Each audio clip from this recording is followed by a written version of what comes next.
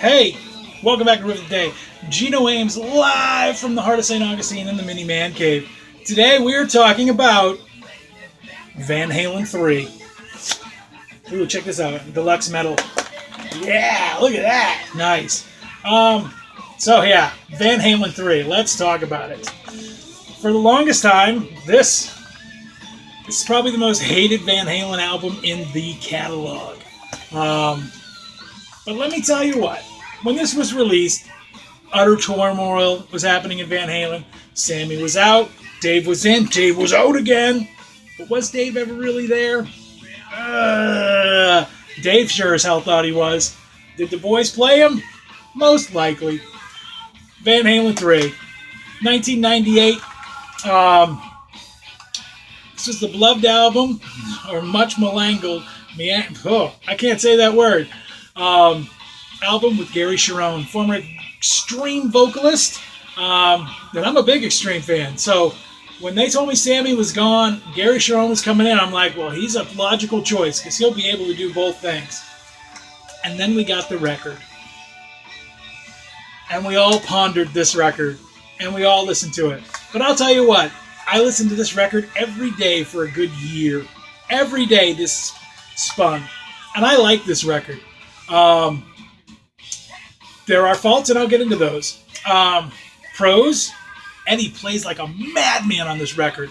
Everybody had been saying, oh, Eddie's banding for keyboards and all that stuff. Eddie tears it up on this record. Just aggressive, mean, angry solos. That some of them harken back to Fair Warning, in my opinion. There's some cool songs. I think one of the big things with this record, it never had that song that just grabbed you and said, yeah, this is Van Halen.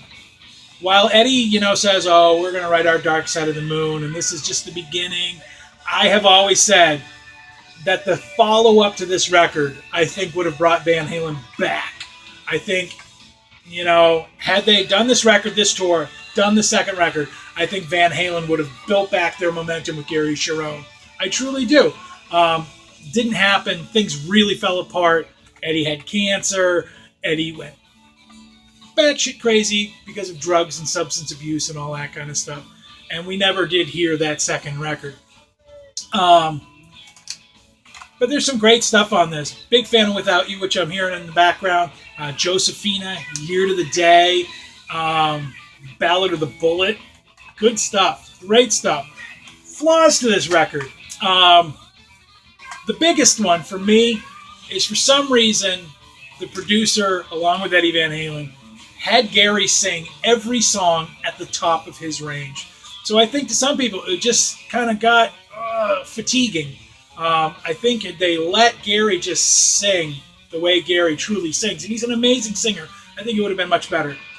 Number two, the production. If they had, truly to me, a great producer on this record who could have reeled Eddie in, someone with had they... had Bruce Fairbairn again from Balance. I don't know how he would have worked with this material. But I think he could have worked. Had they brought in Andy Johns again, I think that could have worked. He had also been working, the guy who helmed the Alanis Morissette record, who he did the Twister stuff with. I can't think of his name right now. I think if he had worked on this record, it would have been better.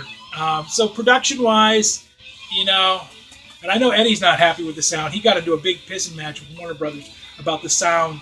He says if you hear the original tapes, it sounds a lot better. That's remained to be seen. But hey, Van Halen 3, give it a spin again.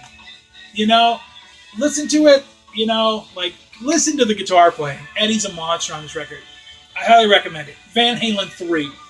Faults? Yes. But some good stuff? Absolutely.